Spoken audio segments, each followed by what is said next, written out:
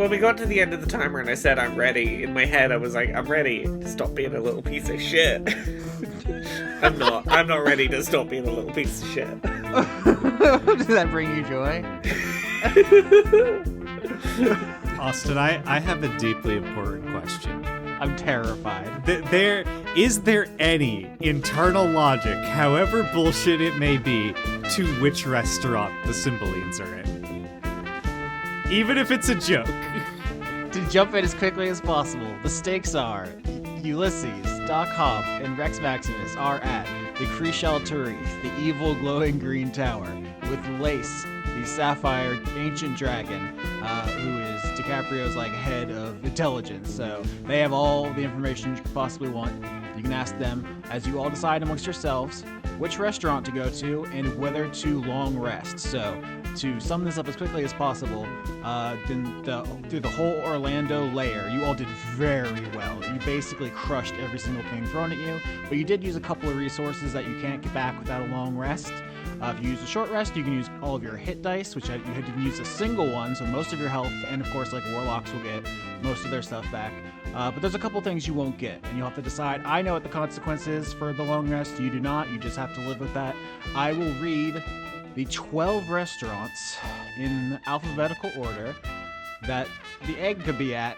So, Anti-Magic Ann's, Basilisk and Robin's, Burger Duchess, Cold Steel Creamery, Jackin the Mimic, Kunty Kreme, I can't believe us, we're so stupid, McDullahan's, Offal House, Panda Sexpress, someone stop us, Popeye of the Beholder, Taco Hell, and Wendy's. These are the restaurants you were going to between each arc all season.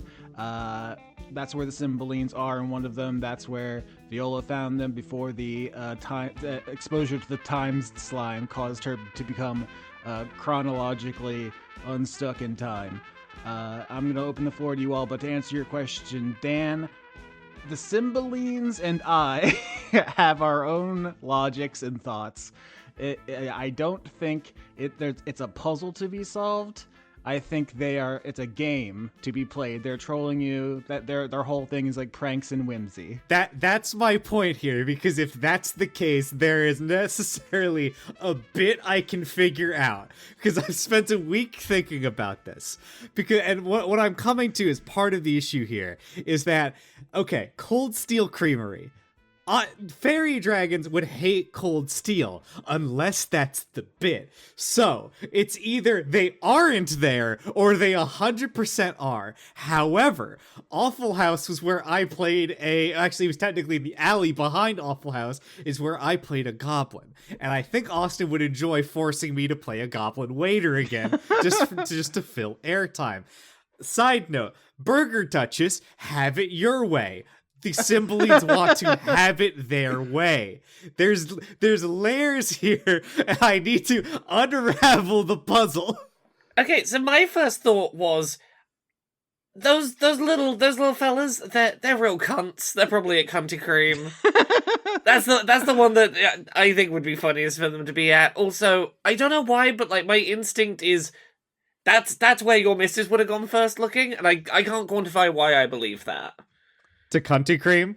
You've got actual good logic. Yeah, I don't know. Kunty Kreme just seems like a good place to start. Does feel like an Austin choice here. Quinn, your thoughts? What are you leaning towards on which of these 12 restaurants? I'm gonna go with I like Wendy's. It's out there, but I here's the thing. I've been to a Waffle House twice with Austin, and I've never seen him feel more at home. I've never seen a man so relaxed in an environment, so happy, so fitting. He's this is the perfect vibe. So I feel like there might just be a bias towards Waffle House. You're just calling me poor. You're just Austin, you're white trash, right? It's yes, Quinn, thanks. In front of everybody, come on. We could have gone anywhere. You decided on Offal House. Okay. Rex is going to ask Lace an important question. Lace, is DiCaprio's spy master. I know you've been following the Cymbalines all over their stupid little picnics for years now. What kind of foods do they like to eat? Oh, would I know this from having done a downtime spying on their picnics? Yeah, so I will say we can all roll history, which represents your spy systems, so your apparatics, and Doc Hop with advantage because you have put resources towards this. I don't think, even if you crit, I'm not just going to be like, oh, they were at this restaurant the whole time. I think it's going to be more narrowing it down, so taking them off the list. Right. Okay. Just setting expectations that you don't think that you find them with one roll and then the episode ends 20 minutes in. There are like 12 restaurants. I'm fine narrowing down. 25 to start. Holy Lord. Okay, Doc Hop. 20. Yeah, Laura, do you want to add any particular flavor to this? Because your polycool could have been involved in some way. I will say that you can determine like that there have been wrappers at the picnics from all of the restaurants except for one. And let's go ahead and take off. Let's take off Kunty Kreme because I don't want to have to say it anymore. When I started podcasting, the C word was so off limits. And now everyone's just saying it with reckless look, abandon. you've got a UK person here. Cunt is not as bad a word. You know, I'll get the quota out. But, you know, that does make sense that they wouldn't have that at their picnics because, like, it would melt before you'd, like, you know, have time for everyone to show up. You wouldn't be able to get to the picnic location with it still frozen. It's not very travelable picnic food. Now, Austin, important question. Is this similar to the temples where there is something at all of these locations, though? And whatever ones we don't go to, the bad guys are just going to, like, hoover up like a vacuum cleaner? Great question, actually. So there's no expectation that there are any magic items in these restaurants because they are just operating restaurants, but there are things. I have prepared encounters for you to go to. There are storylines to tie up, characters to meet. So it's not like there are 11 empty buildings and then one with the continuing the fun podcast. But what you're saying is, if we find the baby in this very first episode, we've still got time to go wrap up our other plot lines at the other restaurants. and visit every place. Quinn, you had an exciting thought. Dan, where would Andronicus be? These are all his restaurants. If we find him, maybe we can bully him into showing us that the Aleph, and we could use that to find where the Cymbalines are. Good idea, nephew. Good idea. Okay, let's see. What would Andronicus prefer?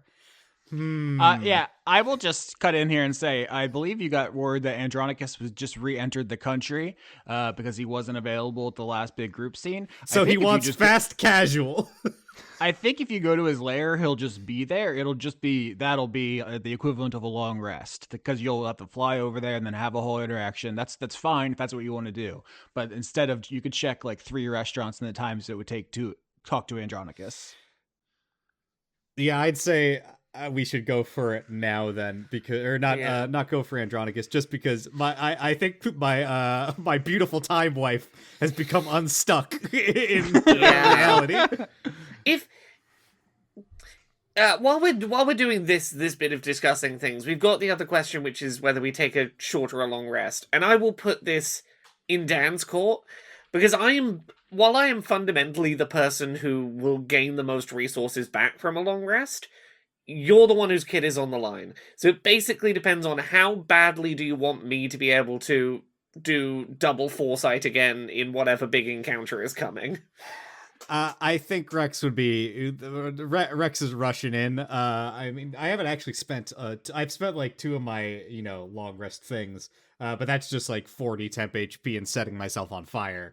I can still just surround myself with an anti-magic field to try to shut down their items. And I think beyond that, I think we're good to go with just your usual short rest item. So yeah, that's my vote. We going out. We hitting Taco Bell at 3 a.m. It's a long night then. I'm happy to commit to the long night. I've still got a good punching arm. I can do stuff still. Yeah, I think Rex takes all this in and says, I think first place first, Offal House. They're horrible little creatures, just like everyone that goes to Offal House. Maybe there's confluence there. Offal truly is the worst of the worst cuts of the meat, and these truly are the worst of the worst little creatures. After that, my next bet would be probably Burger Duchess. They want to have it their way. Beyond that, who knows? Maybe Popeye the Beholder? I don't know what their stance on the chicken sandwich wars are, which was a real war in this universe. Oh. Yeah, the dead blotted out the sun. Ulysses, you on board? Yerp. Is that the side Ulysses picks? Yeah, I imagine so, right? Is that He hits his vape and then goes, yeah. Yerp. No, you're just pounding Adderall, as we established. I think in the last episode we were at a brief discussion about try to remember what they did. They give you advantage, or they give you proficiency on intelligence saving throws, I think, is what they do. Oh, wow. They help you remember Oh shit, I need to things. take my meds. Okay, it sounds like the group agrees, and you're going to go to the Offal House. That is Offalhouse. As you approach, you could see nestled in the side of a mountain here, a very informal restaurant. I think we've discussed over the season these locations as having kind of variable qualities. Sometimes they seem like they're for small folks. Sometimes they seem like they're for dragons. My take is that Andronicus likes small folk culture. He likes their cuisine. He would make them for mostly for small folk, by small folk. Like the kitchens are staffed by them, but there are like areas where dragons sit outside and so forth. So you all can fly over. You probably see a couple of rando dragons hanging out, eating in the parking lot or whatever, the equivalent of the parking lot. And you all can. There's somebody fighting in the parking lot already. I was gonna say, yeah. It's a rough, rowdy crowd. Like, getting all the way to the Cookie Mountains puts you in a certain category. Either you're like highly mobile or highly magical. You wouldn't just get random foot traffic here. So I think it's a weird mishmash of like high-level wizards who teleported here, and then like scrungly little guys like goblins and kobolds who have like left Rosaline or Hop's place to come over here. So it's a weird mishmash, and they're like, yeah, there's probably a fight already outside as you approach. You're gonna have to like, switch to your level 1 sheet to walk inside. I switched to my level 1 sheet, and I scope out the situation, Austin. Can I sniff around for the horrible little fairy dragons? 100%, yeah, investigate me. Okay, dokie. Investigation. Ooh, I've got good investigation. Would you like a hand? Absolutely, because it's a +1. That's 3. 20. Oh my gosh. Okay, so Rex is running around quite chicken in a head cut off sort of way. He's flipping tables over. Yeah, he's getting rowdy in there. There's a sign at the front that says, "At this location, we can fight." I don't know, have you ever seen that? That was a viral image from a real Waffle House. Perfect. But yeah, there's a combination of different people working the grill here, goblinoids and humanoids, and they see you come in and they're quite annoyed by Rex's behavior. Hop with a 20. How do you save this investigation? Okay, how official can I look, straightening myself up very quickly, just standing up as straight as I can, to go, sorry for the intrusion, Offal Inspector. The goblin at the front says, "Our offal was inspected yesterday. How many times do you need to look at our offal?" Hey, when's the least time you're going to expect an Offal inspection? The day after the Offal inspection. You're always on guard for an Offal inspection. You're not going to be on guard today, are you? Oh, you're so smart. That must be why you're the offal inspector. They wouldn't just let anyone touch all the offal. No. Well, I gotta make sure whether your offal isn't awful. Little Offal inspector humor for you. Yeah, the last guy made the same joke. It must be like an industry thing. Yeah, no, the door in the back, there's a ice crystal in there. That's where you put all the meats. Okay. Sorry, I came up with the joke independently, but I guess there's only so many awful jokes you can make. Yep. So with a 20, Doc Hop, you are able to put up enough of a investigatory facade that they give you access to the restaurant. And as you go in the back, open the door, you find just like a very haphazard. You don't want to see what goes on in the back of the Waffle House. One assumes it's probably pretty nasty. They have ice crystals, like glowing Final Fantasy crystals in here, but it's still organ meats by the pound, just heaped everywhere. Quite yucky. Of all things, medicine, I think, with all of the spleens and kidneys and gizzards and so forth, as you all search the storage of the Offal House. Medicine. 13. 3. I have a bonus. 13. All right, the group fails, so you all spend a while here looking behind, random guts, just picking up like lengths of intestines, shifting things around. You don't know if there's a hidden trapdoor. There could be some sort of illusion. You're being very thorough. Anything could be happening here. There could be an entire dungeon under this restaurant. But with the failure, this goes on for about 20 minutes.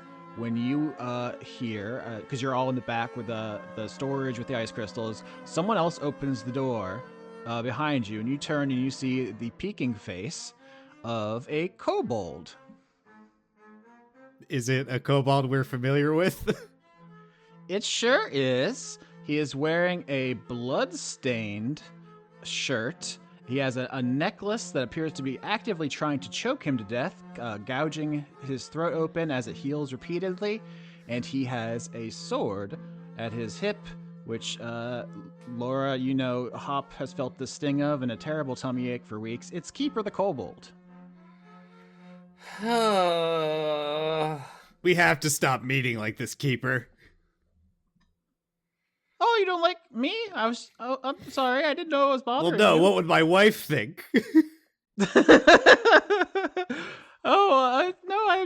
sorry. I didn't mean to cause any trouble. I was just looking for the Cymbalines, and I heard you were looking for the Cymbalines, and Rosaline has spies everywhere, so she flew me over to see if you'd found them, because I'm looking for them. Hi, Ulysses. Hey, what's up? Can Who is I this? ask?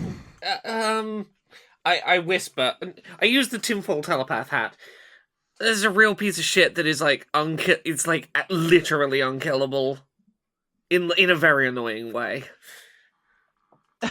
Ulysses has definitely met Keeper. Yeah. Well, you think he remembers some small folk? No, of course not. Rex will say, I'm joking with you, Keeper. Have you checked any of the other restaurants Andronicus purviews up to this point? We're attempting to track them down. Oh, not yet. No, I was chasing one, but it could fly and I can't. So it got away and then it turned invisible. Keeper seems like he's on the verge of tears. They're so fast. And I had to walk back to Rosaline and she was mad at me. But then I heard you were over here. And I was hoping you found them. This seems like a bit of a personality shift since last we met. Eric's gonna be like, are you okay? You're freaking out a little bit. Yeah. Yeah, the Cymbalines took something from me and I kind of need it back. What did they take from you? And aren't you cursed such that it would just be back? Hop, take 3 guesses and the first 2 don't count. Oh, well, hope you find it. Me too. Didn't Keeper have like a fucking GPS sense for this here when he had it, or like when he lost it previously?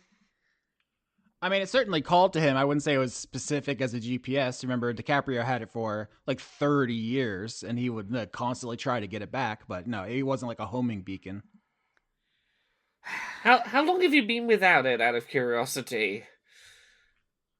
Oh, it's been I don't know, a day. I haven't slept. I don't know. It's a day. Everything's bleeding together. I was running and running and running, and I can't die of exhaustion. I would have several times.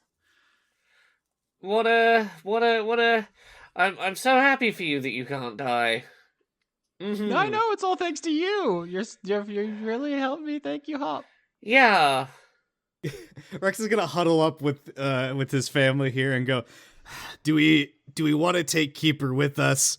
As a thought, we need to get the Zahir away from the Cymbalines, obviously, but I don't know if we want to deliver it to him. However, I also don't want to touch it, so maybe having the infected handle it is not a bad idea.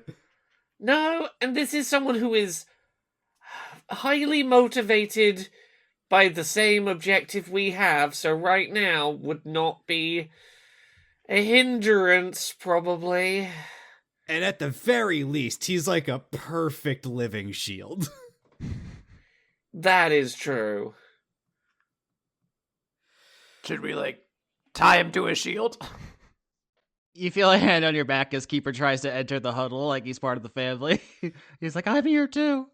I want to take my hand and, like, slowly scoot him out, like, as long and drawn out as possible, and then continue the conversation. Even though we're probably all talking telepathically. Yeah. Yes. I really thought you were gonna say slowly start rubbing Keeper's back, and I wasn't sure where this was going. I will say, when Keeper gets close to you, even though you're in a freezer full of like actual guts, there's a strange metallic and unpleasant smell to Keeper's situation. The thing he's wearing is called a chiton. It's a type of shirt. It's a type of garment. It is obviously stained with blood, but there's something. His whole situation is off-putting in a number of different dimensions. He's 4-dimensionally upsetting to be around. All right, I say we take him. At the very least, we can. No, you have Force Cage still, right? If need be, we put him in the cube. Let me check whether I have that minus a long rest. I do have Force Cage. I do have that. I love to stand quietly in a meat freezer. It really brings all the thinking juices to the surface. All right, Keeper. I think we're gonna take you with us. I'll throw you at whatever Cymbaline has the Zahir. Misa's so happy. Thank you. Don't make me reconsider. I'm the new DiCaprio.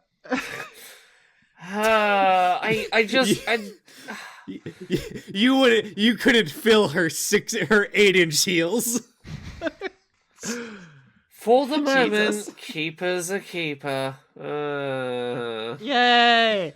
I'll lock both of you in this freezer. He pulls awkwardly at the necklace that is like cutting into his neck. It's like a constant stream of blood coming out from it, even though it keeps healing over. And he smiles broadly and tries to lead the way out of the restaurant. Yeah, I guess. What is it?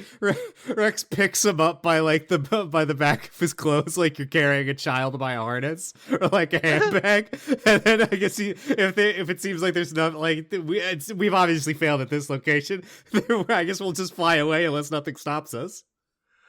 Dexterity saving throw to dodge just random thrown objects as you try to leave the restaurant. Just other people are fighting. Okay. Okay. Dex. Oh god, that's the one that's bad. 15. 14. I got a 0. Oh, no, okay. Doc Hop gets nailed in the head by a big cup, and you're going to take 1 damage to your level 1 sheet. Okay, it's fine. I got plus 40 on my level 1 sheet. I'm okay. Oh, yeah. Forgot about that. Yeah, your GD powers make your level 1 sheet so hardy. But yeah, someone doesn't like your face and throws a cup at you at the office. I don't like their face. I throw a cup at their face. I just start a fight with somebody. Like, I feel like it's on now. Okay. Yeah, these are random civilians, so you can roll to see how many you knock out, Ulysses. It's not about how much like doing damage to a one hit point, 0 AC character. It's just like how many people do you want to have knocked out? Once the first person goes flying, Ulysses goes like, "Oh, sorry, my bad. I thought you could go," and like he leaves, but he rips the sign down that says we can fight here. before he leaves because he's like, "You guys shouldn't have this sign here if you don't know how to fight. It's a big problem." I just like the idea that someone like takes a sip of their drink and goes, "I want to diet," and just hurls it at Hop. Yeah. I've only ever been in very chill Waffle Houses, I'll say. But, all right, let's cross off Offal House. That's not where the Cymbalines are keeping the egg. Or, we haven't even said the loom yet. I don't think anyone said the word loom in this recording, but of course, in a sense, those are the larger stakes. We all love Turbo Maximus, but... I would destroy the loom for my child and fuck up the entire concept of the season irrecoverably. Okay, I voted for this one. Who wants to pick the second one? Let's do Burger Duchess. Let's keep the good vibes rolling. Okay, Yeah. Burger Duchess it is. Have it our way. Okay, you all fly to Burger Duchess, holding Keeper in your claws as you go, Rex. You see up ahead, it's a regal themed restaurant. Like, it is kind of cheap, but it has like gilding on it. It has like poor material painted to look nicer, as if it was a royal palace. And once again, a strange clientele who would come to this mountain full of deadly dragons to have this very specific burger cuisine. I think it would be because the most distinguishing thing about Burger King is its long chicken sandwiches, so it would be, I guess, the races with the longest necks. Okay. I didn't really think of that. Then they have the giraffe folk here. There's so like, many of them. you on tea with like the snake necks or whatever. A bunch of Naga, the long snake people. They're just putting the whole long chicken boys in their mouth. Have we said that to a microphone before? That Joa calls them long boys? Where she was like, "Quinn, you want to go get some long boys?" Yeah, I imagine we did a podcast, Pewpunk, on beef at some point, I imagine. Yeah, the Netflix series Beef, where there's a great scene of someone weeping as that Hoobastank song plays, and he houses two of these sandwiches, nearly choking to death. I don't know if this is a controversial opinion. I think Burger King is better than McDonald's. No, you're correct. Okay. All right. Okay. I don't have strong feelings. If you go down, we're going down together. I'm absolutely on that page. All right. You land nearby, level 1 sheets. You can walk in. This place is much more buttoned up. It looks like the waiters here are wearing like butler clothes, like once again cheap, fake clothes. But they're like, "How may I serve you? Would you like to have it your way, my liege?" First off, yes, absolutely. I'm gonna need one of the crowns. Also, crown inspection. Need to see where you store them. Okay. Deception. You can add paper crowns to all your inventories for all it matters. Austin, was it Crown Inspection Day yesterday, and therefore we can get advantage? No, the waiter says, "This crown inspection is most overdue." Oh, how unprofessional. Austin, I have previously stolen crowns from this place. Can I get advantage for my knowledge of their crowns? And having most likely done this before. Okay, sure. I can't fight you all. There's too many of you. 16. All right, Rex. Yeah, 16's enough. Where this waiter, who doesn't have anything better to do, sees 4 counting Keeper, heavily armed people roll into his restaurant and say, "Crown Inspector." And he's like, "Oh, Andronicus didn't tell me anything about that, but sure, yeah, here are the keys. Wipe your boots before you go into any of the back areas. It's carpeted." Why would carpeted? Awful. Only the best for our customers, who are all kings and queens. It's just gonna trap the grease. Ugh. This place could go up at any moment.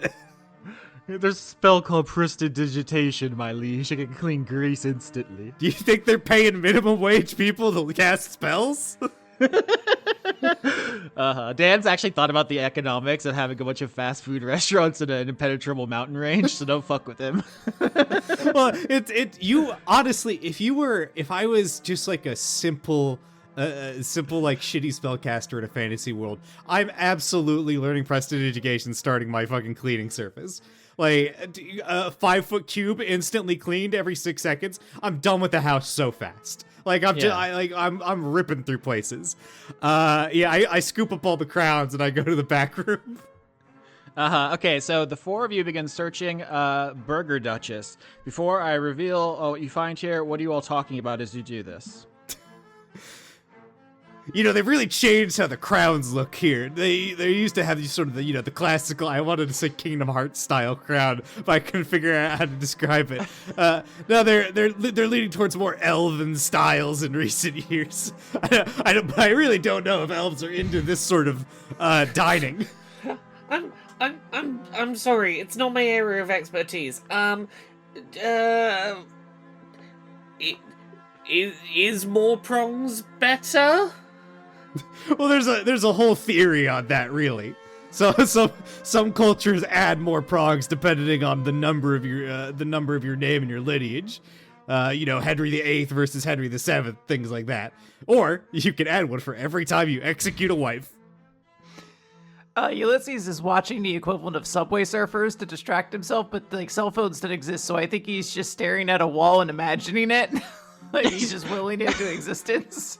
You're just holding a scroll in front of your face and moving it up and down very quickly. Yeah. Well, it's Burger Duchess, so there's a jester here somewhere.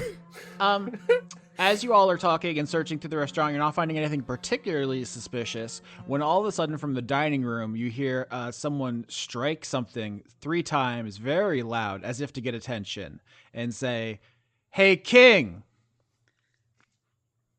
Well, obviously this is referencing me.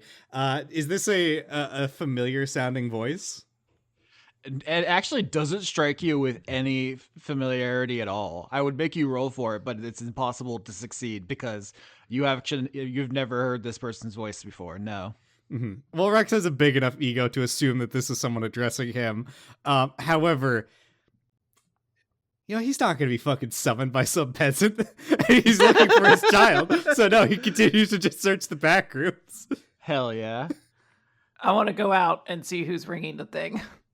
Yeah, Rex and Hop, you can continue searching, ignoring this rando yelling at you. Ulysses, you fully locked in amphetamine style, and you look in the restaurant's dining room, and you see an incredibly handsome man, like comically chiseled abs, huge jutting jaw, just very attractive conventionally and strangely like very skimpily dressed. He has 2 very noticeable items. One is a sword slung over his shoulder, cool style. That was clearly what he hit the ground with to try to get Rex's attention. The sword has a stone at the end of the blade that has been thrust into.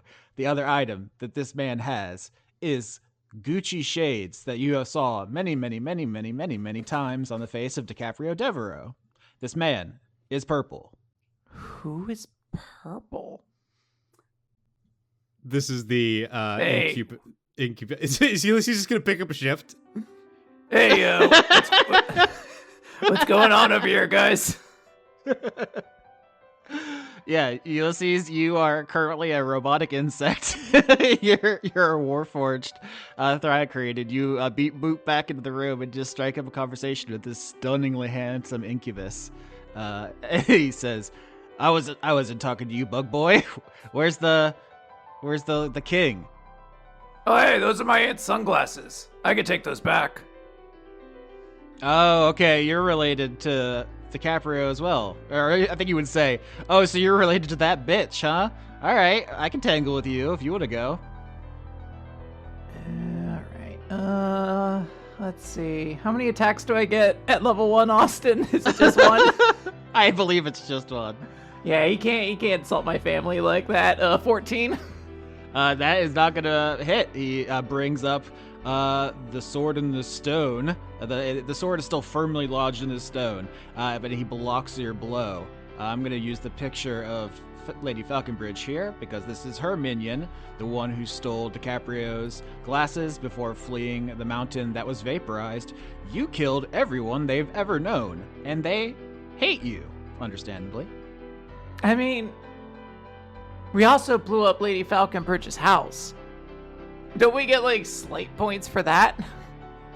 Do you ask that? No, I mean, I attacked and missed, so I assume something's coming back my way. So I really don't, like, it would be very funny to attack someone, miss, and then be like, all right, well, let's have a civil conversation about this. Yeah, no, this stunningly handsome incubus realizes you're with the people who killed all of the fiends at Falconbridges, winds up like a baseball slugger, and tries to crack you in the face with the stone still on the end of Excalibur. Here we go. 19. That's a hit. All right. You are going to take 7 damage. Okie dokie. How does that feel? Not great, but I mean, I am going to kind of look at them and be like, do you really want to do this? I just want the glasses back. Yeah, and I want all my friends back. All right, so I'm going to release my dragon breath on him. Okay. You absolutely can't. Like, I should say, you could all just go level 20 at any time. You will destroy the restaurant, and if the egg is in here, shatter it, killing the child. So if you all want to go sicko mode, you can go sicko mode at any time. I'm not turning into a dragon. It is on my character sheet that at level 1 I could use my draconic breath weapon, so I'm going to use that on this guy, and I need a dexterity saving throw. And you just go, you have cancer now, and walk away. Yeah, ideally. Yeah, okay. 17. That's a fail. You are going to take... Jesus Christ, what is your save? You put it down there. It's 20. What the fuck was I thinking? 17 nuclear damage. Holy Lord. Okay. So, like, collateral damage is something, it sounds like you accepted into your heart when I tried to bring that up. You don't destroy the building, because it's your level 1 sheet, but you blast this fiend and the people behind him with the most painful feeling they've ever have. They shriek and then stop as it suddenly goes away. And they look at their bodies, search for wounds, can't find any, very confused. None of these people know what a lethal dose of radiation is. I guess they're gonna find out. Do you explain it? Number 12, your order's up. Okay.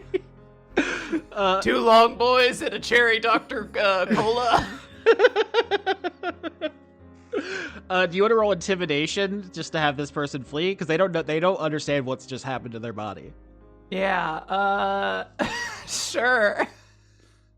I really do love Ulysses. He is all fight all the time and has a -2 intimidation. 11. Yeah, no, so this incubus says, well, that fucking hurt. I hate your shit so fucking much, and tries to crack you over the back of the head with Excalibur again. 20. That's a hit. All right. Oh, bad roll. Only 4 damage.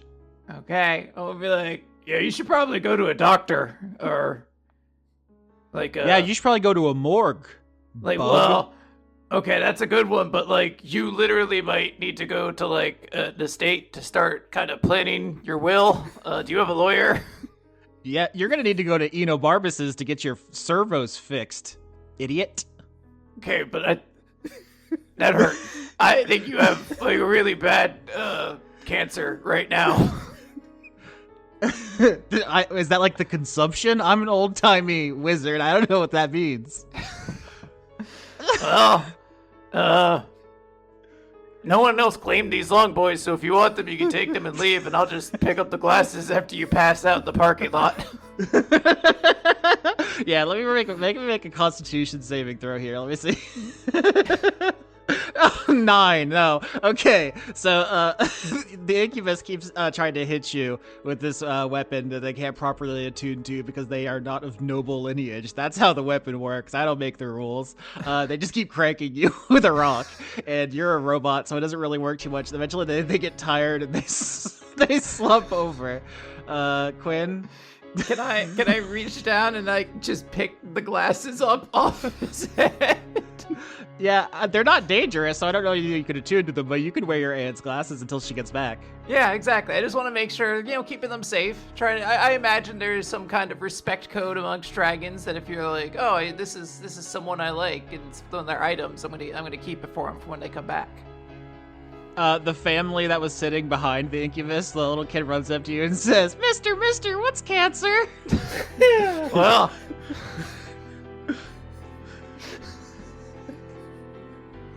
They're gonna find out. I gotta go. It's my break. All right, Rex and Hop, you all just heard like a ruckus out there as Ulysses got into some shit. He comes back, and then you all finish searching the restaurant. No Cymbalines or egg, and you're like, oh, that was weird anyway. Yeah, Rex walks out and goes, oh, they got like an Excalibur exhibit now, and he goes to like do a little pose with the newly dropped Excalibur.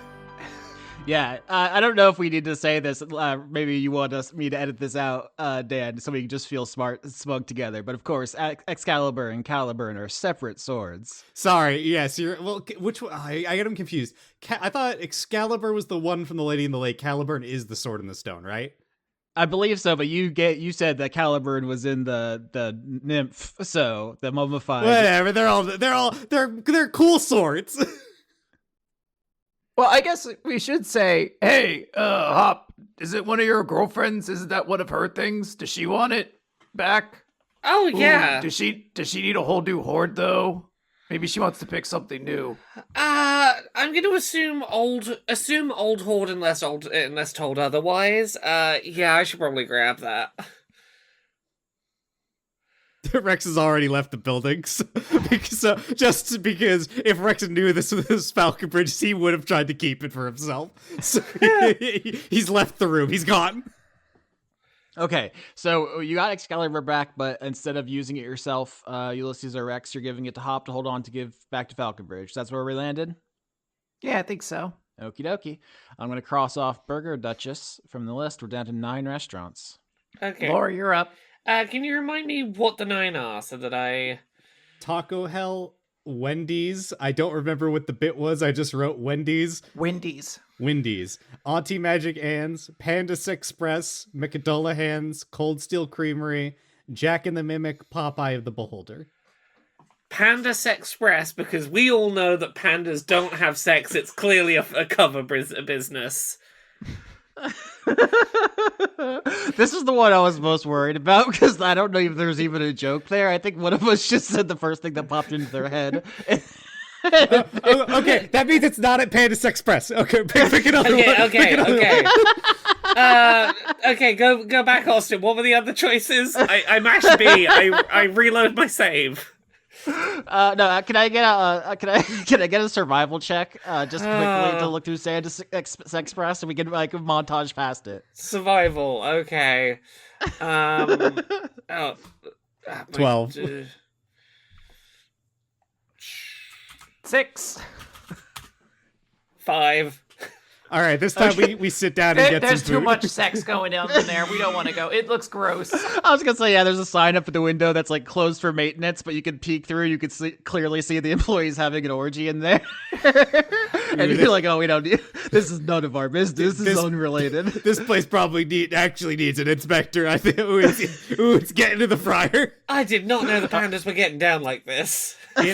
In college, we had in my cafeteria they had like a Chinese place, and fully they did take the nuggets from the Burger King also in the cafeteria and just used that to make their orange chicken. I was never sicker in my life than after eating the Burger King orange chicken. Incredible. All right, next restaurant, we're down to 8. I think that's Laura. You picked since that was a gimme. Okay. I gotta feel this out. Auntie Magic Hands, because they think they're gonna be aunts and uncles to the egg. That's good. That's good thinking. That's good thinking right there. All right, you all take to the air. Up ahead, you see the anti-magic ants, which I believe you went to after Rex had been trapped in the lamp, and you had that tense scene with Rosaline. I don't know if we said a specific reason why, but I feel like in my mind it was like we needed the anti-magic to be activated so that no one tried to kill each other because it was all very tense. But as you approach, you smell delicious cooking pretzel. Very good. It seems like there's a couple people having a nice time there. Probably on the way to go buy something at GameStop or Hot Topic. Do you guys hear that? There's trepidation in his voice. I think we might be close. I think this could be the one. I said that vibrato, the timbre. There's something here. Something's gonna happen. Dan's getting a degree in psychology just to fucking get my ass in D&D. Yeah. You know what? We're going around back. We're delivering. I go around back. I pick up an empty cardboard box. I say I have a delivery for them of anti-magic salt. All right, no, I love this. Can I get stealth? Actually, I want a different role at each location, so I like that you're branching out instead of just saying wallet inspector at each one. Stealth, eh? Okay. 4. Ooh, I don't know why I rolled twice, but can I take that second one, Austin? Because the first one's a botch. Sorry, no, there it is. A 3. It's worse than it looked. You got a 3, a 4, and a botch. I think that might be not just a failure, but like the worst group roll in Dicefug history. I feel like I cannot remember a worse result. Hold on, let me think of how could this go badly as possible. This is the right place, but we step on the egg. Oh man, that would be funny. I mean, I was gonna say one of my rocket launchers could go off, but I think we just die. We're all level 1. I don't think we can survive a fireball. Yeah, I forgot that you're wearing shoulder-mounted missile launchers like a fucking Digimon. I did too, until after I knocked that dude out and gave him cancer. I really could have ended that in a different way. You really did that. Oh, man.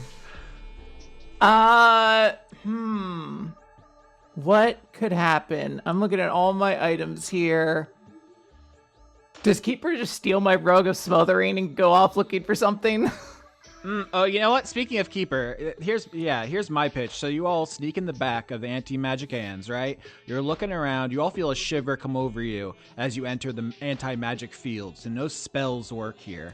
And you're creeping around, looking in boxes, opening doors, and just trying to find some sign of the egg or of the loom. And then you hear a blood-curdling scream, and you look around the corner, and you just see Keeper has drawn his blade and is just stabbing employees, saying, "Where is it? Tell me where it is! I'm tired of this! Where is it?" And the botch is just that he lost patience and is going berserk because his overriding psychic need to get the Zahir back is just truly overpowering. Okay, I'm going to come up behind him and cut his head off. Okay, yeah, roll. You know he has 4 hit points. All right, that is it's 11, so I have 2 swings. 16 and crit. Holy fucking lord. All right, yeah, I mean, he would never have survived even a normal hit, but with a crit, I think the thing is it takes him longer to reform than it would have. Here's what I do, because now he's a liability. I take his decapitated body, I hurl it in a dumpster, I flip the dumpster over.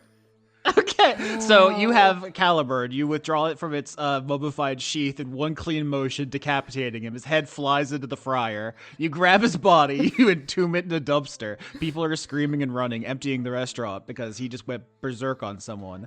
And it's going to take his head and body a minute to get back together. What do you do? What's this scene? I have so few tools at my disposal that aren't just punching things.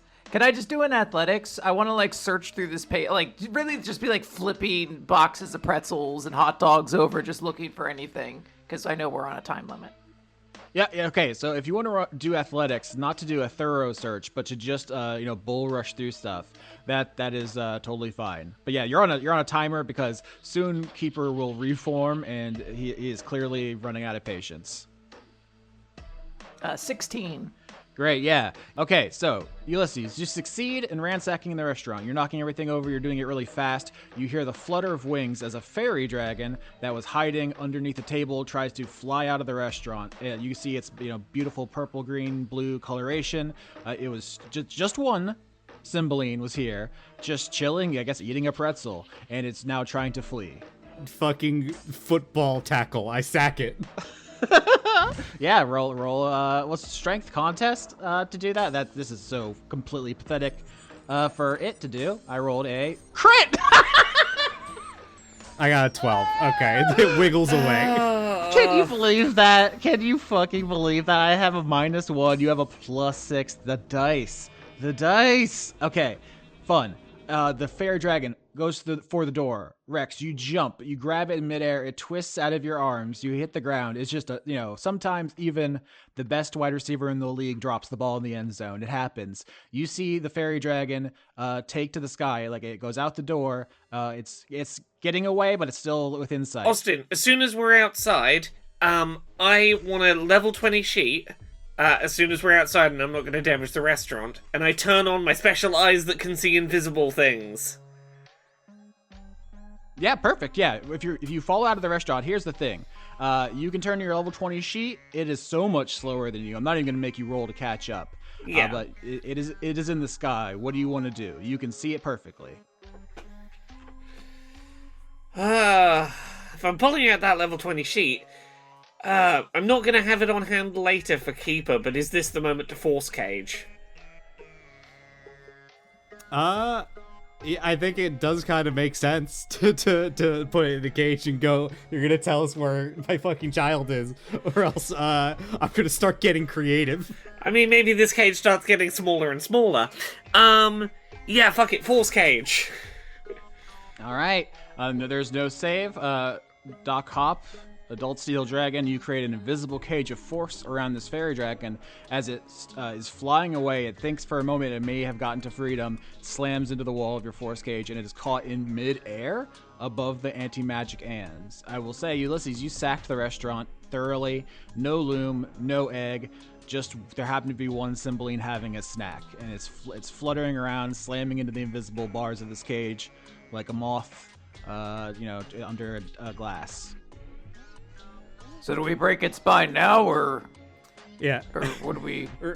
Rex is going to fly up to the Cymbeline and state very simply, if you tell me where my child is, and you leave the Cookie Mountains forever, I will grant you a stay of execution. Resist me in any way, and you will experience untold pain and suffering before I ruin this pathetic thing you call a life. All right, that sounds like intimidation. Yep. It's pretty intimidating to me.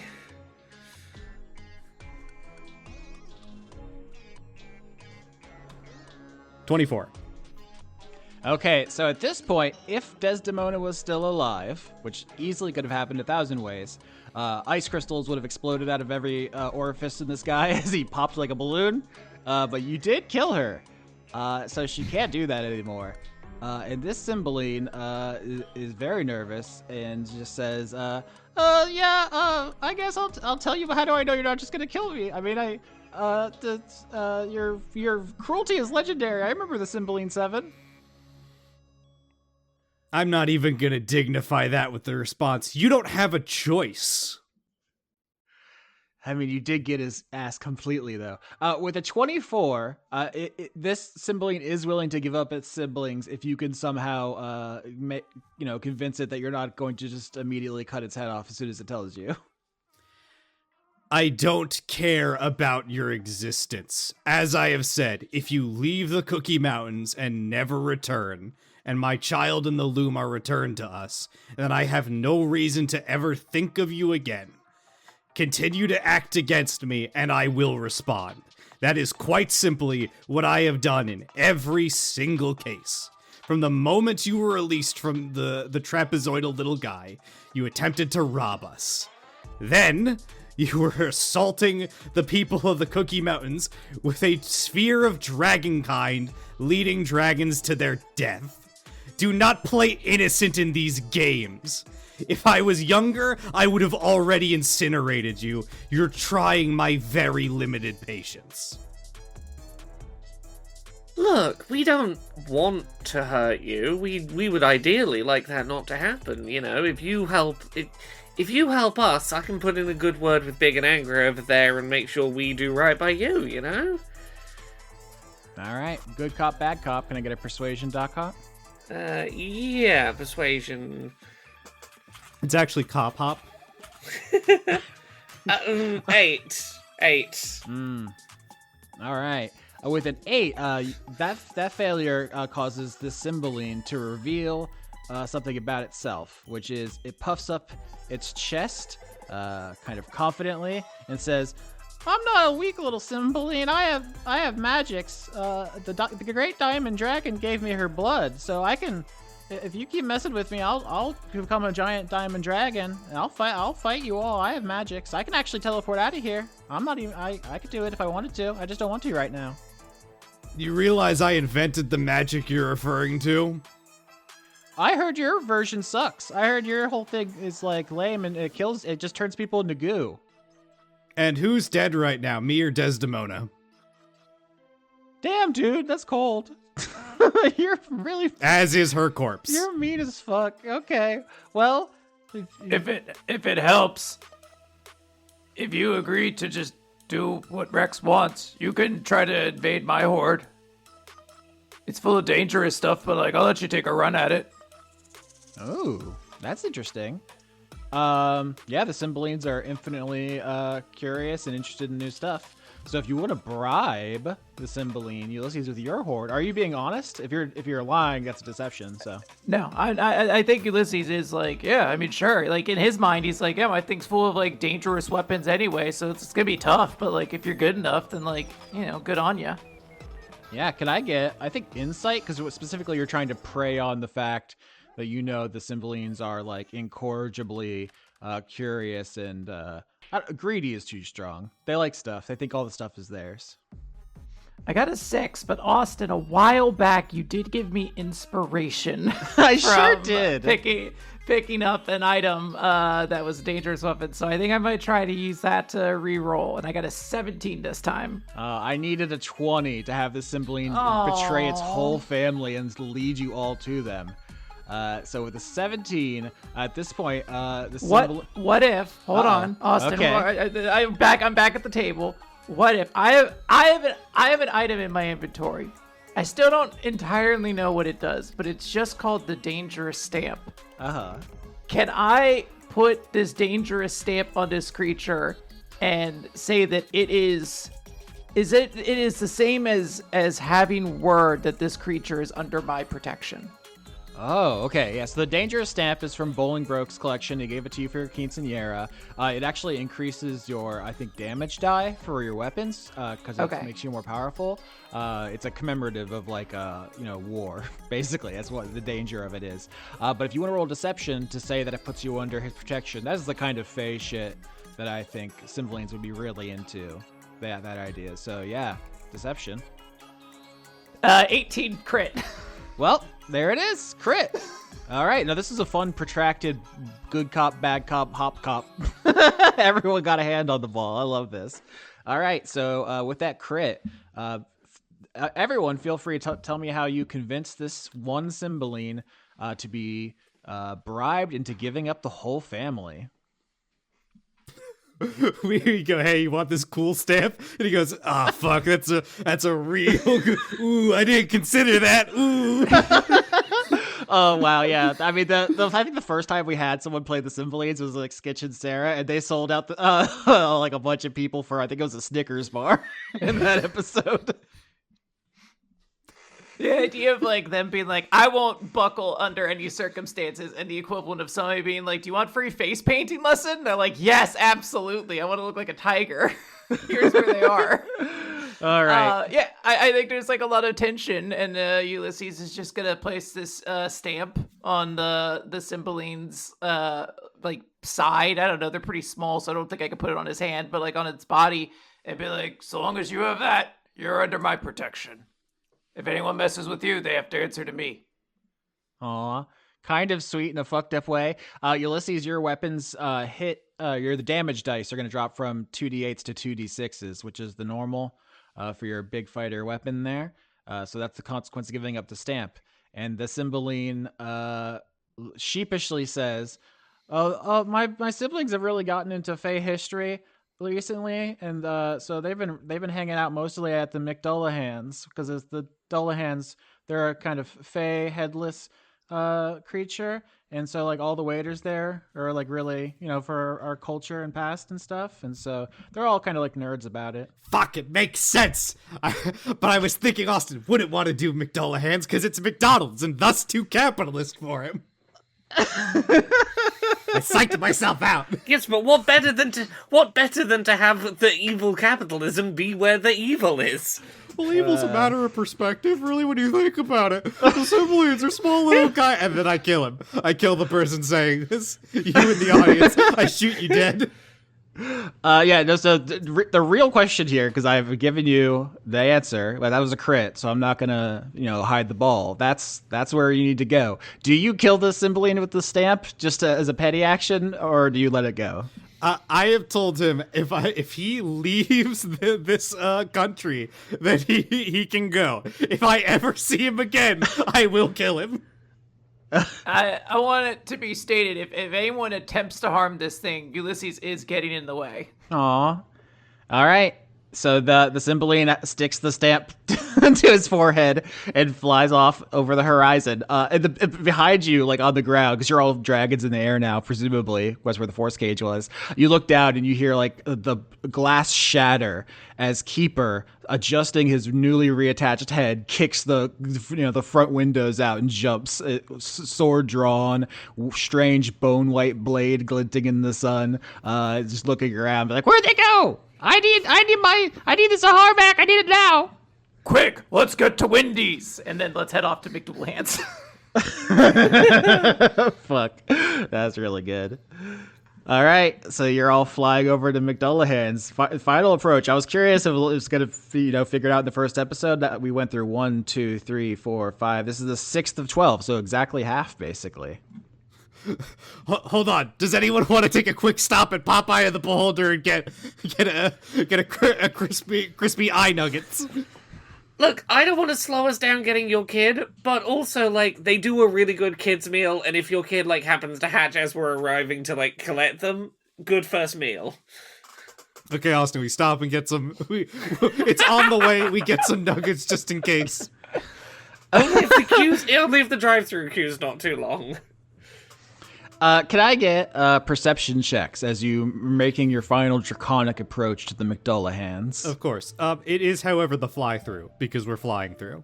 Yeah, there's just like a big tower where someone will throw the bag out it's like the chute. They blast it out. 7. 20. 19. 20 and 19. So as you're flying to McDullahan's, the group succeeds. Ulysses, you're the first person to spot some kind of large object, like in a ravine on the way there. It is a metal vehicle that is overturned and has been seemingly abandoned. I don't know if you stop and look at it, but if you keep flying to the McDullahans, you eventually see another one, like has been shattered. It's fallen off one of the mountains here on the ground. And there's a couple more on the way to the McDullahans. These large metal vehicles. Do they all look identical? They all look so identical, as if they had been cloned in the loom. All right, we're getting close. Follow the smell of burning gasoline. All right, I want to suggest we try to approach this one stealthily. And I know that could be an issue for Hop. So I have a spell, because Ulysses has some spells. I can cast Greater Invisibility on Hop and let you be completely invisible. That works. My alternative is I was just gonna, like, wait outside until I heard that the stealth had gone wrong, and then I would enter. But this way I get to see what happens, so yeah, sure. Okay, here's what Rex is going to do. He's going to walk up to the front door. He's not going to cast Anti-Magic Field. Instead, he is going to unsheath Humdrum Shield, which I do have now. And he's going to cast Invulnerability on himself. And he's going to kick the doors in and stroll inside. Okay, so we're doing a pincer attack. Rex is going in the front, Hop in the back, invisible. Ulysses, what are you up to? I was going to use my Master Thief skills to break in from the roof. A triple pincer move. Whoa, what kind of fucked up pincer is that? This is like a fucking mutated scorpion. Are you going to fuse them like at Rainbow Six Siege and drop 6 grenades on my child? I'm just saying we should cover all avenues in case they stuffed your child up into the attic. Okay. That I presume McDonald's have. We're gonna in 5 seconds. We're gonna see Keeper crawling up through from the sewer vents right out of the toilet. Okay, this is incredible. So Rex, you're using invulnerability on your shield. Laura, can I get a investigation? I think to sneak in the back because no one's gonna see you. You're good for as far as stealth is, just to see what you find. And Ulysses gonna get sleight of hand to do a roof man on this shit. 27 for Roofman. Fuck. Botch 7. Hell yes! Yes, I'm second invisible, botch. I get advantage. Do you have any lucky rabbit rolls left? Do they? No, they only come back on a long rest, don't they? Yeah, no. Oh, interessante. Okay. This is very fun.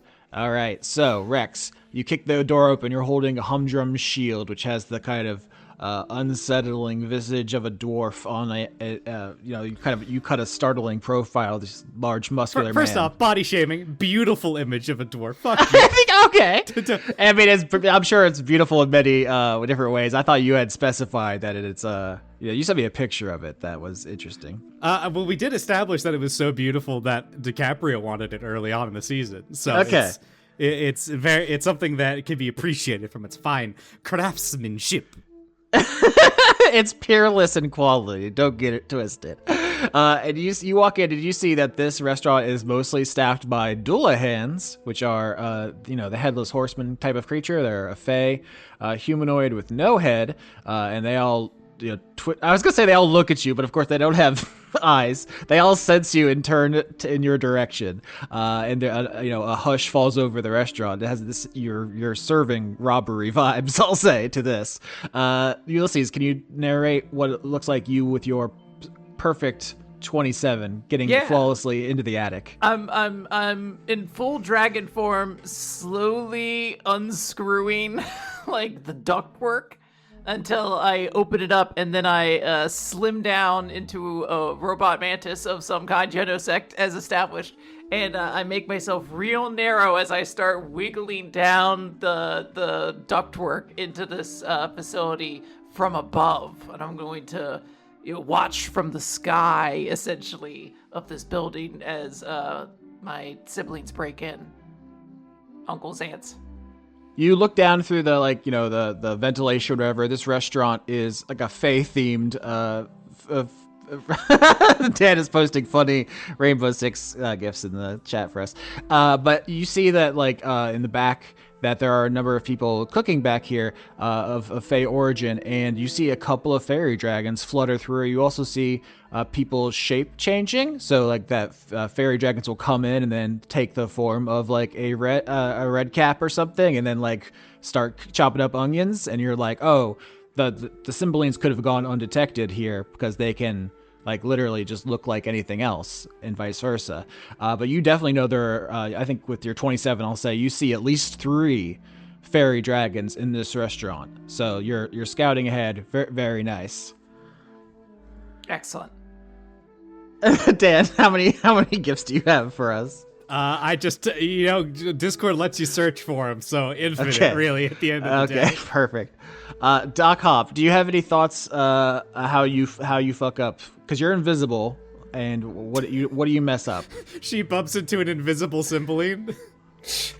My thought is that I've gone in like the staff entrance. I've gone in through the back, through the kitchen, and I am invisible. Sure, a little let my guard down because I am invisible. Accidentally trip over like an entire wall of pots and pans. Everything clatters to the floor.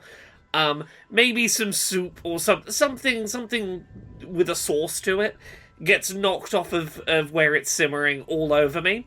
So I am invisible, but I'm invisible but covered in sauce. Therefore, quite visible. No, this is perfect because the Cymbalines once stole the gavel of Dispel Magic. They threw it into the loom. Every Cymbaline has their own. And so when you're, this weird soupy outline on the floor, a Cymbaline flutters over to you, balks you on the head with the gavel of Dispel Magic, revealing a steel dragonborn woman covered in soup. And the Cymbaline starts yelling like, "We're busted! Everybody, they're here!" No, it's fine, Soup Inspector. Soup Inspector. Okay. So Rex, you kick open the front of the restaurant. You have your big shield out. You are invulnerable to damage. There's nothing that can harm you. This is, the gift the humdrum left to you. What do you do or say as everyone in the restaurant falls completely silent and that you have their full attention? Yeah, Rex will first say, "Anyone here that is simply a customer should leave now. This is between myself and the Cymbalines. To the fairy dragons who have stolen my child, return them to me now, along with the loom, and leave these mountains forever. This is your one chance to end this in a way that does not result in a total obliteration of your lives. Do not make me wait any longer." I'm going to say roll intimidation. I'm going to tell you that these normal customers do not want any smoke. This is basically just a botch check. Like the DC is 5. Okay, well, I have a +4, so let's see if I botch. 9. Yep. So the normal people in this restaurant drop all of their, Fey cheese trays, the selection of meats or whatever. I should have looked up like what are people eating in Fairy Glens, but they're just colorful mushroom tea that makes you change sizes. It's delightful. You think like, shit, we got to come back here. I thought this place was like a nasty burger joint, like Burger Duchess, but it actually rocks. They all just put their hands up slowly and walk out. No one wants any piece of whatever you have going on, as far as the customers go. And most of the staff, I think probably like the manager Dullahan probably stays standing in the back, hands up. There 100% is someone like, can I get it like a to-go bag? And Rex is like, okay. He like just hands him out. Fine, take that. The manager's just there with a clipboard being like, "Corporate did say that I would get fired if I ever left during a situation like this. I've got to protect the furniture." Yeah. Ulysses, because you're in the ceiling, you can see everyone's movements perfectly. 3 Cymbalines are handing out weapons to the back of house staff, a couple of different Fae, and one elf who works here in particular, or you don't know if they work here, maybe they were just visiting a friend. They walk over to Hop on the floor, Soupy, and they kneel down and look at you. Doc Hop, this elf has a terrible burn on her like face and torso, as you can see. I don't know if you know this person, but they look at you with undisguised hatred in their eyes. Oh, I think I remember this elf. Uh-huh. I let them live. They should be happy. Yeah, so Dad has recognized when you went through the Desdemona arc, you were attacked by some elf security. You beat their asses. One of them was completely engulfed in flames, and I believe I think Rex, you dropped a jacket on her smoldering body to when I said lethal or non-lethal. So she did live, but here she is looking down at you. What's wrong? You got to live. Do you say that, Doc Hop? No, I resist the urge to... No, actually, fuck it. I say it. The question is, would Hop even recognize this person as the real... No, Hop wouldn't recognize her, but if we... I'm in botch territory, so I'm happy for it to be canon. Yeah. This person looks down at you with undisguised hatred. They open their mouth to say something hateful, and then they figure, what's the fucking point? Grab you, pull you up, put a big butcher's knife. They're in a kitchen. They just grab a knife, put it to your neck, and start walking you out to Rex as a little hostage situation. Ulysses, you're in the ceiling. So you see, as this unfolds, Cymbaline's moving throughout the restaurant, setting up defenses, getting ready for a fight, and this elf with a knife to Hop's neck, Hop's level 1 character neck. You're in the ceiling. My level 1 plus 40 HP character neck. Honestly, I know. you picked the wrong person to hold hostage. It's like the idea of holding like a knife to Brock Lesnar's throat. Like, I mean, yeah, I get he's in a compromised position, but it's gonna take a while to get through that. Yeah, the elf doesn't know that you're a super powerful genie. If she slits your throat, steam will come out. You'll spin around 180 degrees and vaporize her. She doesn't know that, though. Honestly, this is great. The fact that she thinks she's got a hostage probably works in our benefit. She's like Two-Face, and then Hop is gonna turn around and melt like another third of her face. She's 3/4 face. She has to come with a whole new personality. Damn. But yeah, so Rex, that's what you see. Is someone slowly opens the door from the kitchen, and you see Doc Hop, hands up, pushed out, and then behind her an elf with a knife. What do you do? Oh no, I am held so hostage. There is no escape for me. Rex will level his sword at the elf and go, I think I recognize you. Do you really think taking another member of my family hostage is going to make the situation any better for you? No, probably not, but I have to make Mother proud. This is what she would want. Oh no, I continue to be so held hostage. I cannot Quiet, you. escape. I hope that my very fragile neck is not sliced. You fucking jerks. Can I send a little psychic message to Rex and I guess Hop as well? But basically, just be like, I kind of have the jump on them. Do you want me to just start raising hell, or what should I do? Putting in the family group chat, cancer time, cancer time. Cancer time, guys, or I do have these cool shoulder-mounted missile cannons, and that's gonna cause chaos real quick. Rex will reply, my child is likely here, so please do not irradiate my egg. Oh, damn. Okay, fine. Yeah, any other point? Yes, absolutely, not at the moment. Rex will repeat his statement of, give me my child in the loom, leave this place forever, and it ends now. Or else, ... The elf says, there's no other place for me besides here, where Desdemona lives. She'll be back soon, and I'll be by her side. Again, we just have to wait for her to get back, because you killed her again, you fucking dirtbags. And you think you're somehow going to get out of this alive when we vaporize Desdemona?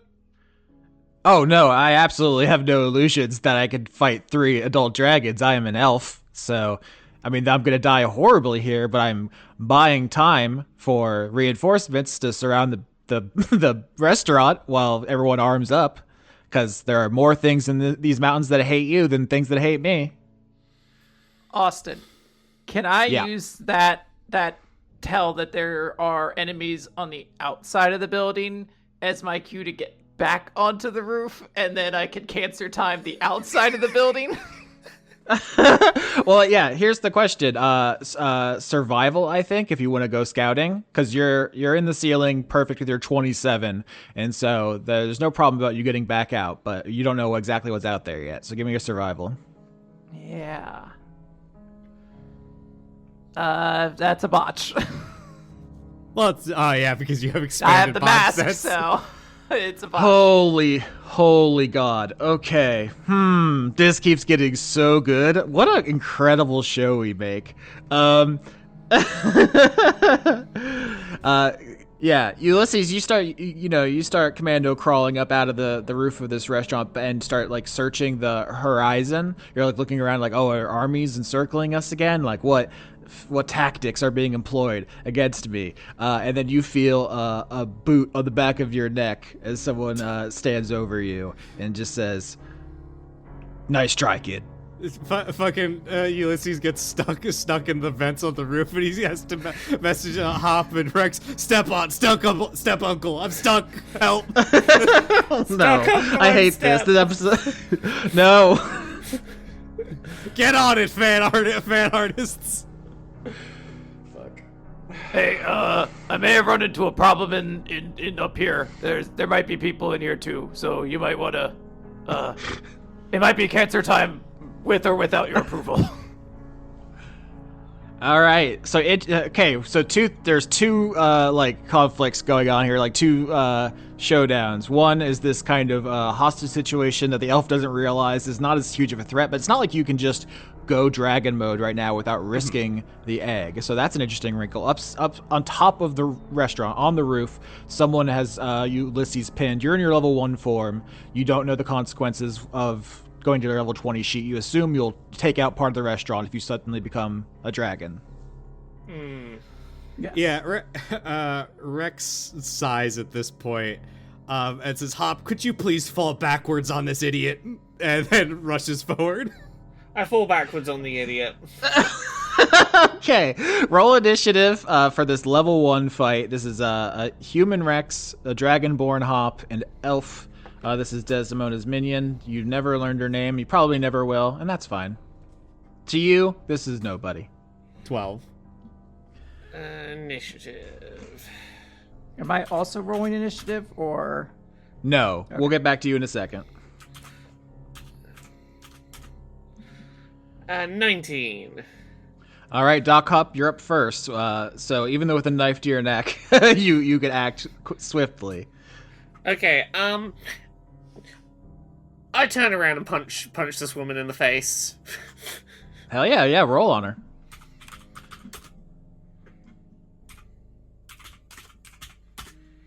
her. 22 to hit. Big time hit, yep.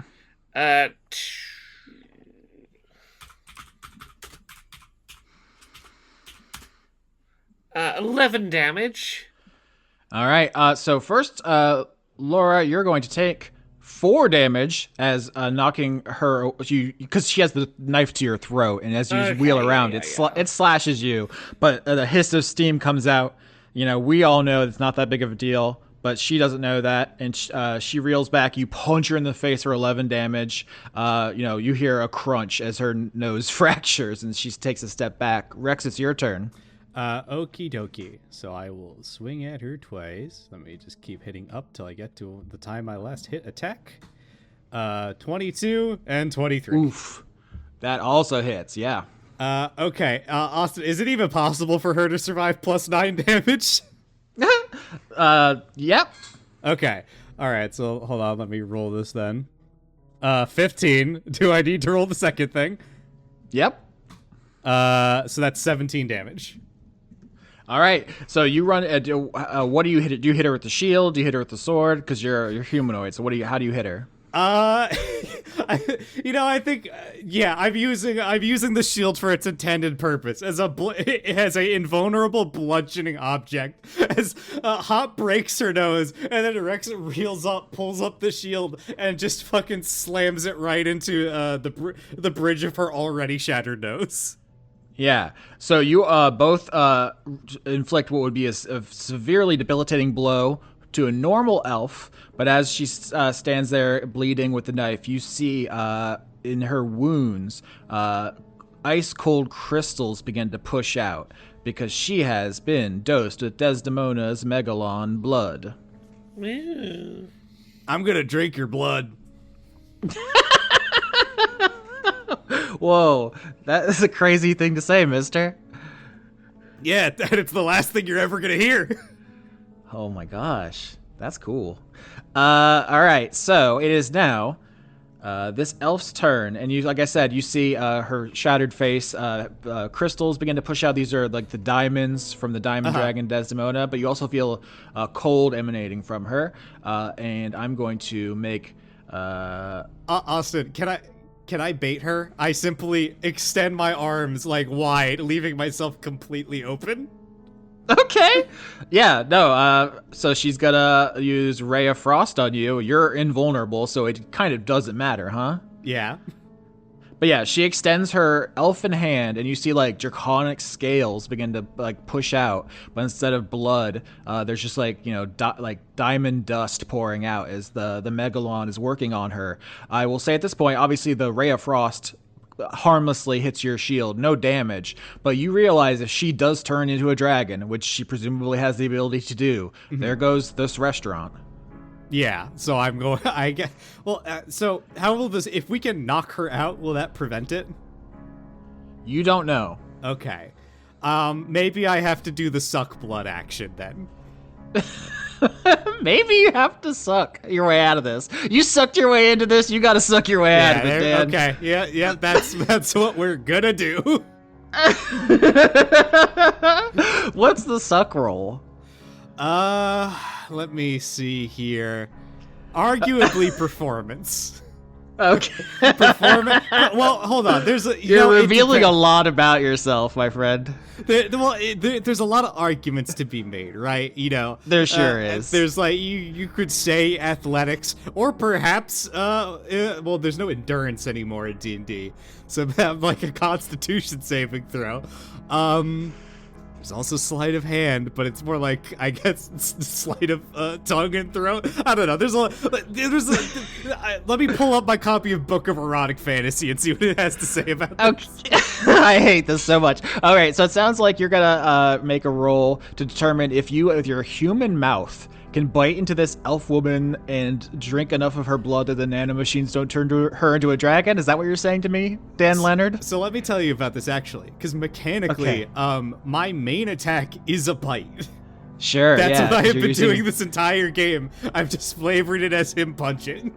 Yeah, because you're using the custom dragon class. So yeah, absolutely. So yeah, I'll bite the shit out of this guy, but I think it's Hop's turn first. So Hop, do you want to suck first? What's your suck skill? Hey sis, you want to get a suck in here real quick? What do I roll to suck? That's what we're saying, Laura. Yeah. What in your heart? What role is to suck? Let me look at my own sheet. What says suck to me? Okay. Real quick, while Laura and Dan get on the same suck page. Is it medicine? Because it requires knowledge of the anatomy. To me, it's medicine, but I'm on the other end of it. Is suck investigation? Because I got to investigate that blood with my mouth. No, it's not. Animal handling? Depends how you handle the animal. Suck arcana? We've lost the plot so considerably. Let's just do a contest, all three of us. Let's roll. Let's see who can outsuck. I've lost the plot. I don't know what the show is about anymore. I need to know what to roll, though. Constitution saving throw, because you gotta hold your breath. I love Constitution. Oh, fine. Quinn, 8. you have any thoughts you want to add about breath control? I mean, it's not that hard. You just go through your nose. Okay. It seems hard, but I wouldn't know. Yeah, something seems hard. 12. God damn it. All right, I'm going to roll to see if she can pull away. Here we go. 5. 5 does not beat a 12. Okay. I guess you want to paint me this picture? What does this look like? This lady has a knife. Yeah, she starts summoning her cosmic ice powers, transforming into a dragon, and Rex just and latches onto her throat and just starts sucking. So you're in your human form right now, but is your jaw beginning to become draconic? Do you have like fucked up red dragon teeth in your human mouth? Are you like the fucking John Carpenter's The Thing right now? Well, look at his like official character art from when I first designed the character. He was bad at disguising himself, and he has like razor sharp teeth in that art. So he just reverts to that like in his younger days and bites on real hard. Okay, and this lady is trying to stab you with her knife, right? And you just have the shield angled in there, and you're just blocking it? Yeah, he's like pinned her up against the wall and is just reaching around the top of the shield and is supping up the delicious life nectar.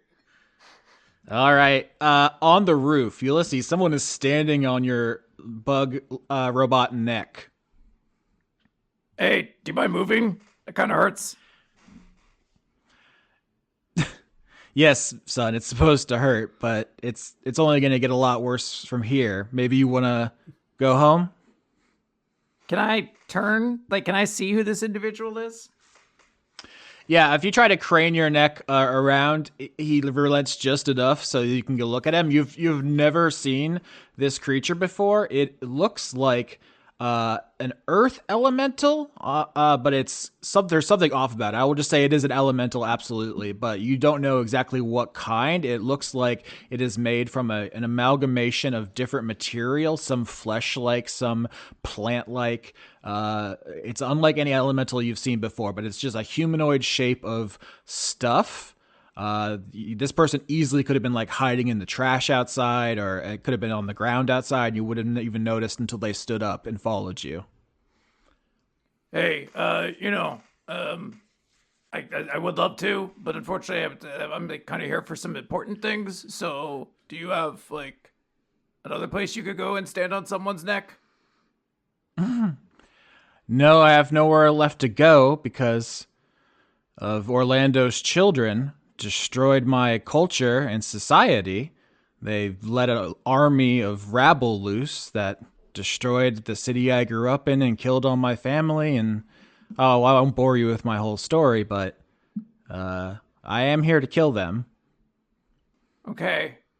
Well, one of them's already dead, so maybe you just like take a break on this one, you know? Orlando hired us to fight his children if they didn't behave, so they're all waiting to attack DiCaprio and Rex and Hop's lairs at his word, but I got bored, so I have been following you for a while now. No, I think I'm gonna kill you all here. You've been following us for a while, so like, were you in the Burger Duchess?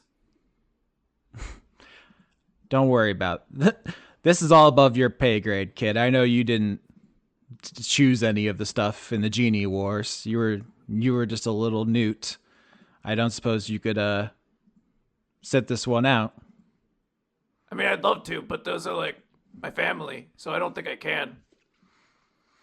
Hey, same here, but I know how it feels. Hold on here. Let's see what I Rocket got. launcher.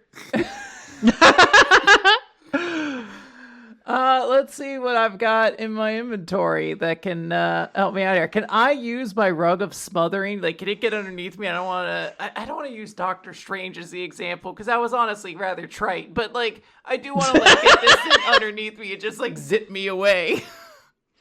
Yeah, no. So you have the rug from 1,001 Nights or whatever. This is part of Falcon Bridge's Horde. It's a famous item, like the living rug.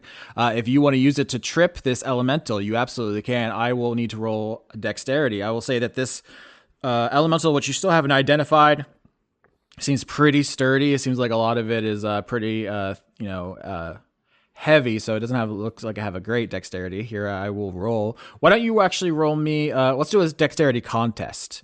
Is how we'll do that. Oakley dokley. 17. Ooh, 7. So yeah, this works exactly the way you want to. What does it look like? Yeah, I imagine there's a situation where, we're like, oh, I can't, this is my family. And they're like, yeah, well, I guess that's going to be how it is. And then there's just going to be like a little thing. It's going to wiggle itself underneath the guy's foot and just kind of pull it out from underneath him. And then Ulysses will grab onto the tail of this rug of smothering and just use it to like essentially like carpet ride his way through the ductwork and just head into the restaurant, I think. Perfect. Yeah. If your rug pulls you back down into the restaurant, you hear the elemental on the roof curse when that elf said like, oh, we're waiting for reinforcements. You assume now that means the elementals who hate you because of what you did, or the party ending slavery, which completely destroyed their entire social order, and a lot of people are very angry about that. But when you, Ulysses, come warming out of a duct into the McDullahans, in addition to the delicious food, the second thing you see is Rex Maximus drinking a woman like a Capri Sun. You guys get to have all the fun. Don't tell my wife. Yeah, it probably wouldn't go over well that you were doing this while the kid was missing still. Oh shit, where's my wife? Look, there's a lot going on here. Find my wife. And child.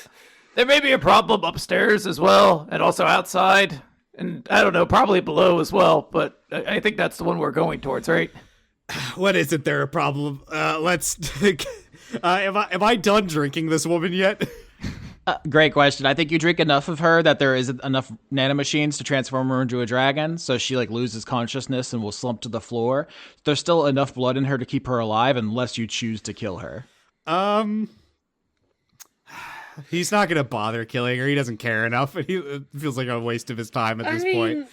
Leaving her alive last time caused us later problems, you know. We are still technically trying to be the champions of the small folk. The more we already got maybe a kid on our body count this episode. I know. I'm just saying we gave her a chance before, you know. I'm just noting it might cause us more problems, but what do you think she's gonna be able to do anything to me when she's elderly? She's not even capable of doing it now. And Rex is gonna head into the back. Okay, so you let the elf slump to the floor. Outside, elementals are presumably gathering, disobeying your father's orders to attack your lairs and coming here to fight you, maybe? Yeah, you're not 100% sure how much the guy on the roof is acting alone at this point. Rex, I will say, you have the restaurant to yourself. So once again, a botch check, I guess, investigation here, just to make sure you don't, step in a rocket-powered mousetrap or something. There are still 3 Cymbalines in the restaurant. Ulysses knows. I don't know if you all recall that. Yeah, I'm going to convey that information specifically. 11. Yeah. Rex, you walk into the back, you turn a corner, you find there is a door to a larder in the basement, and it is locked. So with an 11, you're like, oh, that the only place the loom could be is in the basement. With the potatoes and everything, at which point, you could do something about that. I will say that you feel the presence of 3 invisible Cymbalines in this kitchen like the eyes of God on you. Yeah, I think Rex cracks his neck essentially, and says, "Where is my wife and child?"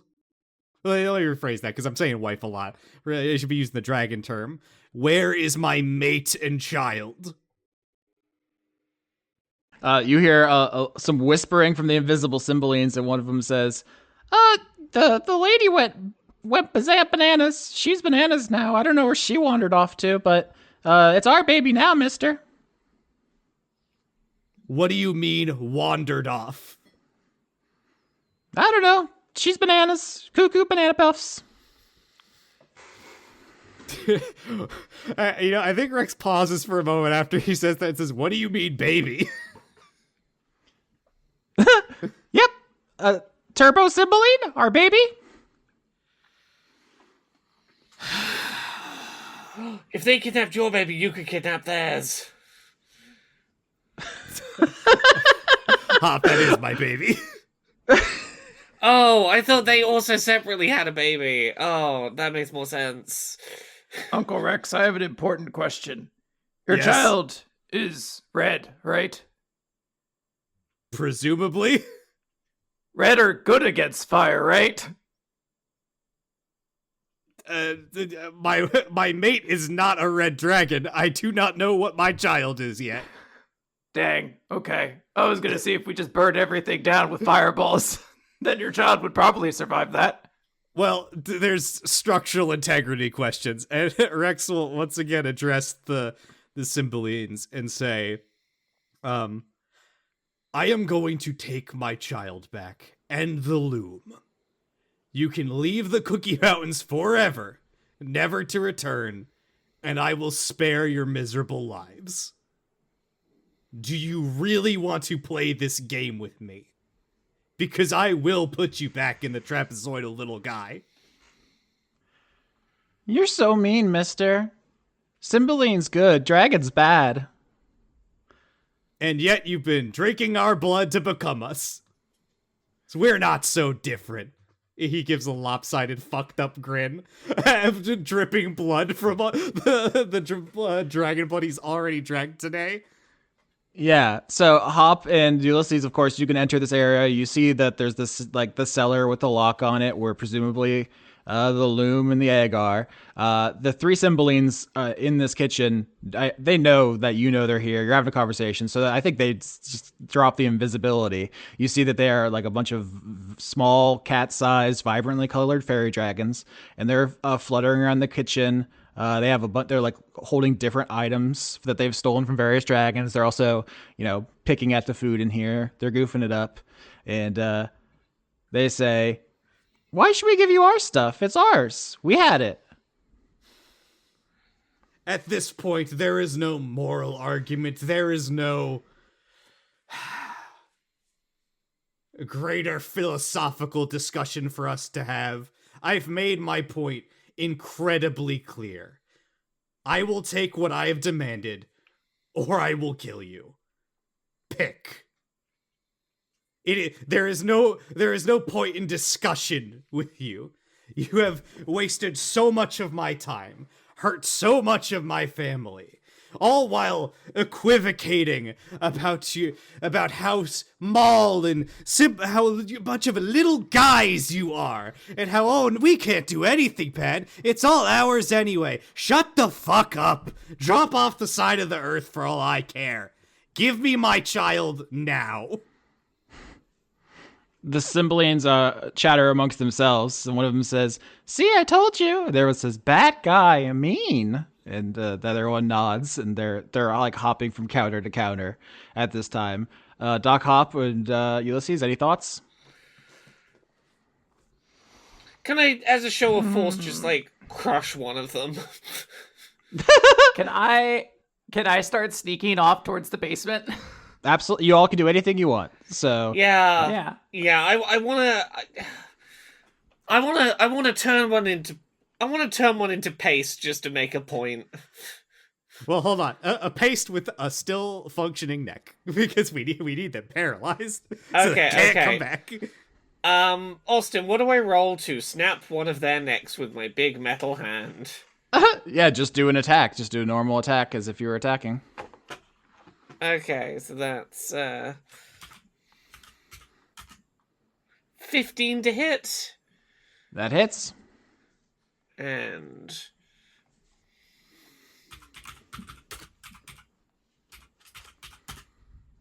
12 to the neck.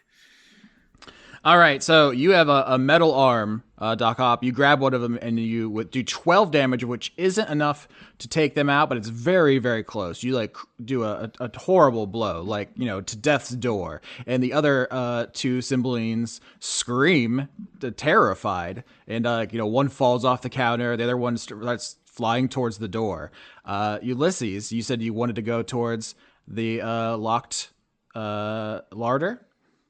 Yes, I rolled a 10 for stealth. All right, yeah. Here's the thing. That normally would have failed, but they are extremely busy with the being crushed to death and so forth. So I think that drops the the difficulty to 5, and you walk over. Yeah, there's a simple padlock. This was actually just the basement of a restaurant where they keep like root vegetables, and then someone put a lock on it. Oh, it's turn of 28. We're gonna fight a carrot monster. I will try to pick open the lock with my sweet dragon skills. Absolutely. 22. Yeah. Here's the thing. You grab it and you're like, oh, I could, with normal strength, break this. Like, not a problem. They got this at the fucking discount store. You get it open easy. Pull off the lock, whatever you want. Open the doors in front of you. It's wooden. You can lift it. Yeah, I'm gonna do that, and I'm gonna make my way inside. Austin, can I take out the one that's running away while this is happening? Uh-huh. Yeah, this is great. So Ulysses, you've been opening the basement door. Rex, what do you do? Doc Hop has one in her hand. She's crushing it. You said one fell down and the other one's trying to run. I'm going after the one that's running. Okay. Yeah. Because I am not letting any of them get away at this point. So 13, 22. Austin, I'm so glad to know that you think I'm doing well. You know, I'm crushing it. Yeah, 22 hits. Then that'll only be 1d4 damage if 13 misses. So 3 damage for now. All right, what is that? You just throw a fucking strainer at him? What are you doing in the kitchen? Yeah, Rex fucking just runs up on him and like Rex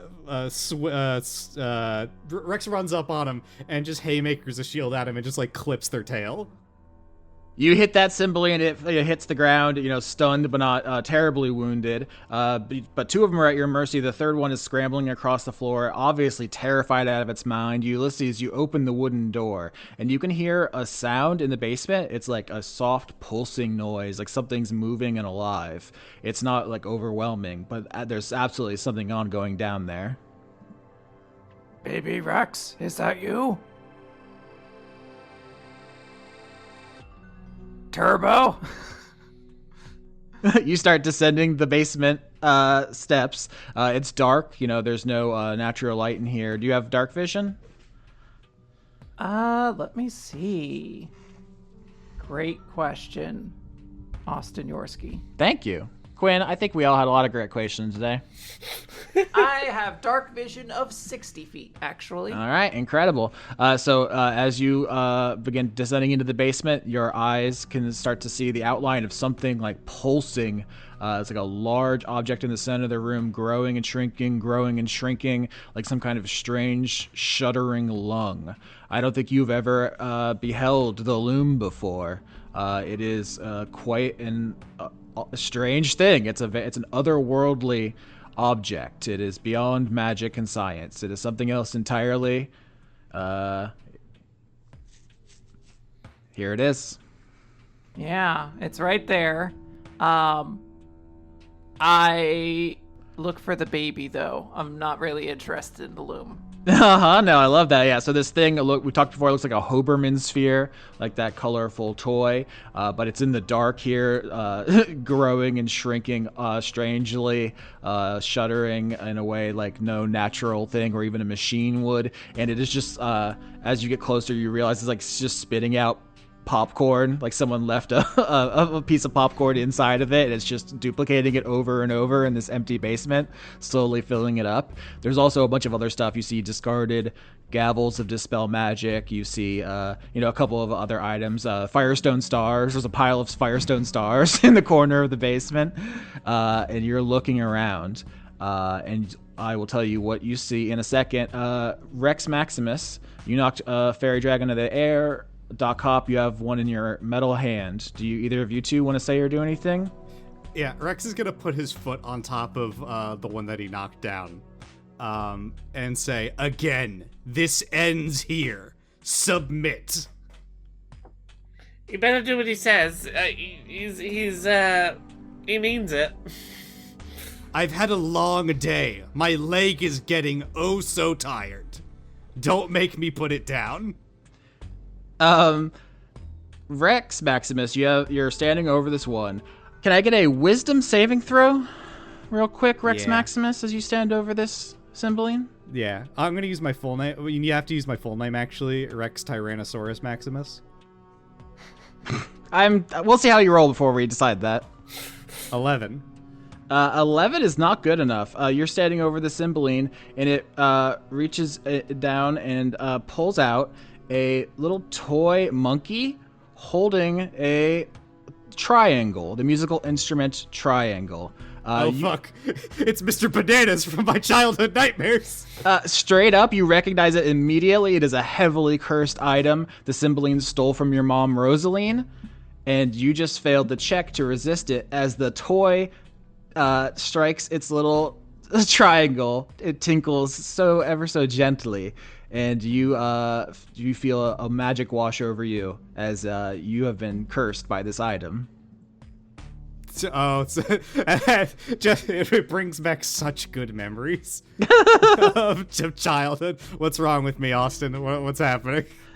So you don't know exactly. You just you recognize this. This is your mother's. They stole the Cymbeline, stole it obviously, and one of them just used it to curse you. So the exact effects of the curse, down. I put my foot down. Yeah, you smash the Cymbeline. Yeah, I start pushing down until its lower body stops moving. Okay, you squish this Cymbeline, and here's the thing. I am going to charisma saving throw. Everyone. Oh. Does that include Sweet Ulysses? Yes, but it's not clear why to you yet. But yes. 13.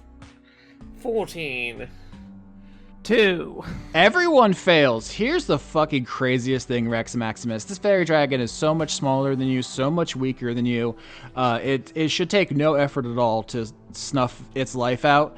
You stand on it and you push down with your foot. Instead of the breaking of bones and a terrible shriek as it dies, you hear a very strange, comical squeaking noise, like someone squishing a toy. It's like a big teddy bear squeak that comes out of this Cymbeline, and it giggles at you. I'll just pop you. And he goes to stab it. You stab it? Yeah. All right. You want me to roll? Yep. Okay. 13, 28. Yep, those hit. Okay. 11. 13 damage. So this is your sword. You're like, I'm done with this. Pull out the sword and you just ram it down through the Cymbeline. Yeah, he'd already had it in his hands, right? So it squeaks and the Cymbeline starts giggling, and he just drags the sword across the ground until it reaches the throat, and then pulls through. All right, as you do that, the blade hits the side of the Cymbeline, and instead of a spray of blood, what happens is there is a cloud. Confetti. So close, Dad! It's a cloud of bubbles which erupts out of the Cymbeline in what can only be described as a cacophonous blast of giggles, which comes out of this thing's body as it pops like a big soapy bubble, and now you are standing in a cloud of bubbles. Right now, Doc Hop, the Cymbeline in your metal hand, shrieks and says, "No! Turbo!" Wait, what? Turbo Cymbeline, no! I hate you, Austin. Fuck you. Why would you do this to me?